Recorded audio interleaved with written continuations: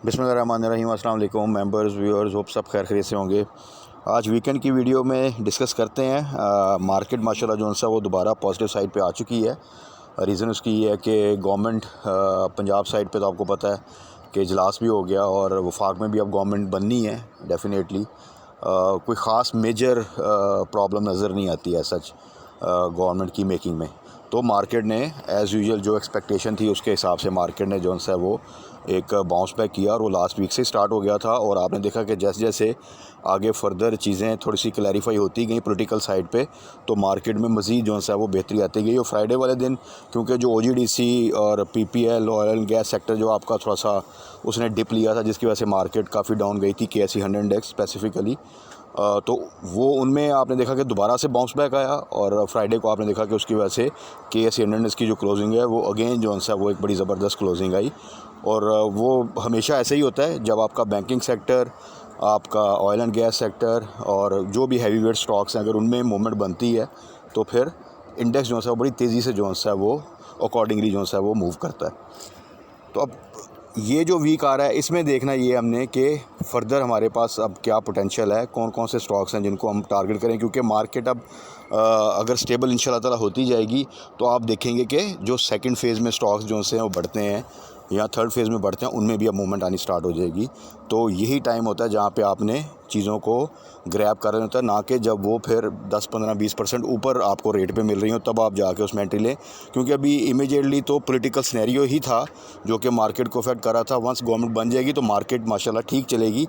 आगे फिर जाके फिर IMF के साथ क्या डील होती है, क्या शराइत आती हैं, क्या उसके अकॉर्डिंगली गवर्नमेंट स्टेप्स लेती है, क्या इन्फ्लेशन होती है, ये तमाम चीज़ें फिर मॉनेटरी पॉलिसी, ये तमाम चीज़ें फिर अपना जो है इफ़ेक्ट डाला करेंगी। लेकिन फ़िलहाल के लिए हमें चाहिए कि जो मैक्सिमम गेन हम ले सकते हैं मार्केट की पॉजिटिविटी से वो हम लें। और इसमें एक स्टॉक है जिसको डिस्कस कर लेते हैं। काफ़ी अरसे से डाउन साइड पे है वो, एक टाइम पे तो खैर वो 1000 से भी ऊपर होता था। तो वो डाउन क्यों था और अब उसमें क्या पोटेंशियल है और क्या एक्सपेक्टेशन है, कहाँ पे बाय करना चाहिए, उसको थोड़ा सा डिस्कस कर लेते हैं ताकि जो भी मैक्सिमम गेन हम ले सकते हैं मार्केट से और जहाँ पे हाई प्रोबेबिलिटी है प्रॉफिट की उस अपॉर्चुनिटी को ज़रूर हम जो है ना वो फोकस करें। तो सबसे पहले आ जाते हैं फ्राइडे की जो क्लोजिंग आई थी KSE 100 इंडेक्स की, वो आपकी तकरीबन 901 पॉइंट के साथ जो है KSE इंडेक्स ने 62,815 के ऊपर जो है ना वो क्लोज़ किया है। वॉल्यूम भी कंपैरेटिवली बेहतर थे प्रीवियस डे से। और इसमें अगर आप देखें जो चीज़ हम पहले डिस्कस कर रहे थे कि मेजर जो कंट्रीब्यूटर है, पॉइंट कंट्रीब्यूटर जो KSE इंडेक्स में है वो आपका OGDC है, फिर PPL है, फिर मिज़ान बैंक है, FFC एक आप कह लें कि नॉन बैंकिंग या non oil and gas sector है। बाकी अगर आप देखें MCB है, UBL है और मारी है। यानी मेजर अगर आप देखें ये टॉप 6 जोन से हैं कंट्रीब्यूटर, पॉइंट कंट्रीब्यूटर में, उसमें ज़्यादातर आपको ऑयल एंड गैस और बैंकिंग सेक्टर है क्योंकि ये ज़रा हैवी वेट होते हैं। तो और आपने देखा होगा सेकंड हाफ में जब मूवमेंट आई है OGDC में तो उसके बाद से इंडेक्स जो है वो फिर एकदम जो है वो आपने देखा कि जंप करके गया है और जो है ना उसने अच्छी क्लोजिंग दी है। अब इसके वीक के लिए ओवरऑल तो देखें टेक्नोलॉजी सेक्टर को अब आपने छोड़ना नहीं है। उसमें नेटसोल तो ऊपर आ चुका है काफ़ी, बड़ा टाइमली हमने टारगेट किया था और उसको मेंशन किया था और साथ में बताया था कि इस दफ़ा इंशाल्लाह ताला उम्मीद है कि वो 130 भी क्रॉस करेगा। तो माशाल्लाह 120 के आसपास तो वो आ चुका है। एवियन अभी भी बाइंग रेंज में है, उसको बाय कर सकते हैं। सिस्टम भी अपना 370 का लो लगा के अभी 416 को टच करके आया है, लेकिन वो 400 के आसपास मिले, इवन 405 से नीचे मिले तो आप बाय कर लें। अब देखें बात फिर वही आ गई है कि अब इस वक्त हम टारगेट कर रहे हैं कि अगर आप 400 पे भी मिले तो बाय कर लें, ये भी बुरी प्राइस नहीं। लेकिन सोचें कि यही 400 से 20 रुपये नीचे मिल रहा था, ये 15 रुपये नीचे मिल रहा था, इवन 25 रुपये नीचे, 30 रुपये तक गया। चलें बिल्कुल बॉटम आउट प्राइस तो शायद हम टारगेट ना कर सकें उस तरह। अगर आप 20, 25, 15 भी लगाएं तो ऑलरेडी एक अच्छा गेन बन जाता है।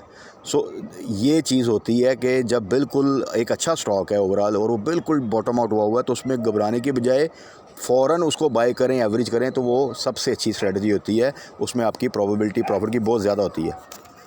सो सिस्टम अगर आपको 400 के आसपास मिले तो आप बिल्कुल उसको बाय करें। बाकी TRG भी जो सा है वो भी 80 से नीचे ठीक है। दो के उसकी जो मूवमेंट है थोड़ी सी अनप्रडिक्टेबल होती है, एग्रेसिव होती है। ज़्यादा सिक्योर इन्वेस्टमेंट के लिहाज से देखा जाए तो वो आपके इस वक्त सिस्टम बनता है, it's a very good company, बल्कि वो आपकी टॉप कंपनी है आईटी सेक्टर की। अच्छा, छोटे स्टॉक में टेली जो है वो 7 से नीचे है, उसके आसपास है, कर सकते हैं भाई, थोड़ा स्लो है अभी। सिमेट्री बहुत छोटा स्टॉक अगर आपने देखना तो 3.5 3.55 ये रेंज बहुत अच्छी है, मैंने पहले भी मेंशन किया था। स्लो मूवर है, नया स्टॉक है, लेकिन जब मूव करेगा तो आपको इजीली परसेंटेज वाइज बहुत अच्छा गेन दे देगा, क्योंकि ये तकरीबन इसकी बॉटम आउट प्राइस है। सेम विद ओजीडीसी, हमने देखा कि जो आपको बार बार मेंशन करता था कि उसकी जो स्विंग बनती है वो जब 115 से नीचे आए वहाँ पर आपने उसको टारगेट करना स्टार्ट करना है, और 125 से ऊपर जाए तो वहाँ पे आपने प्रॉफिट टेकिंग की तरफ आना है। तो ये एक रेंज बड़ी अच्छी बन जाती है। तो आप अगर देखेंगे तो 115 से नीचे, इवन 110 से नीचे गया था, लेकिन वहाँ से फिर बाउंस बैक किया है, और अब आप फिर देखें कि ये तकरीबन जो है ना, उम्मीद है कि इस वीक में 130 भी क्रॉस करेगा। तो अब स्ट्रेटजी इसमें ये रखें कि 120 का स्टॉप लॉस लगाएं, और ट्रेलिंग स्टॉप लॉस के साथ आपने ओजीडीसी को होल्ड करना है, विदाउट स्टॉप लॉस होल्ड नहीं करना। और यहाँ पे अब बाइंग नहीं है, यहाँ पे अब आपने ट्रेलिंग स्टॉप लॉस के साथ होल्ड करना है और प्रॉफिट टेकिंग करनी है। बाकी रिफाइनरी में पीआरएल अभी 26-25 से नीचे आए तो बहुत ज़बरदस्त प्राइस बनती है। इवन 26 से नीचे भी आपको मिले तो अच्छी प्राइस है, उसके आसपास मिल जाए, क्योंकि अल्टीमेटली इसने भी 35 to 40 जाना है। फार्मा में अगर आ जाएँ तो देखें, एबर्ट जोन्स है वो तकरीबन फिर 480 के आसपास आ चुका है, टच भी किया था उसने, और ये दोबारा से अगर आप देखें तो रिसेंट जो डिप आई थी उसमें तकरीबन आई थिंक 405 और या 410 को टच करके दोबारा से इस प्राइस लेवल पे आया। तो अगेन ये भी सेम स्टोरी कि अच्छा स्टॉक, रिसेंटली भी इसने 400 से नीचे बल्कि 390s में था जब हमने इनिशियली टारगेट किया था, फिर ये 500 तक गया, फिर दोबारा से डाउन साइड पे आया मार्केट की वजह से, और दोबारा से इसने देखें बाउंस बैक कर लिया। सो ये अपॉर्चुनिटी है, और आप देखें कि अगर टाइमली आपने स्टॉप लॉस के साथ एग्ज़िट लिया होगा, किसी ने अगर सपोज 480 पे ले लिया, 470 पे ले लिया, 490 पे ले लिया, डिपेंडिंग अपॉन योर स्ट्रेटजी और स्टॉप लॉस, तो उसको दोबारा उसने इसको टारगेट किया 410 के पास, 420 के पास इवन, तो आप देखें कि दोबारा से वही तकरीबन प्राइस आ गई जहाँ पे उसका एग्ज़िट हुआ होगा। तो उसने एक ही स्टॉक में एक पहले प्रॉफिट गेन किया, और उसके बाद उसी स्टॉक को तकरीबन जो है वो 50-60 रुपये नीचे बाई किया, और दोबारा से वो उसी प्राइस पे आ चुका है। तो आप ख़ुद अंदाज़ा लगा लें कि अच्छे स्टॉक में अगर आप प्रॉपर स्ट्रेटजी के साथ चलें तो आपको कोई ज़रूरत नहीं है कि आप कोई 20 स्टॉक लेके चलें, आप 3-4 स्टॉक में इस तरह प्ले कर लें अच्छे में, तो आप बेतहाशा प्रॉफिट जो है ना वो अर्न कर सकते हैं। और ये चीज़ें मैं वीडियो में भी बताता हूँ, और जो दोस्त मेरे साथ प्राइवेट इन लाइन होते हैं उनको डेफिनेटली वो फिर साथ साथ गाइड करते रहते हैं।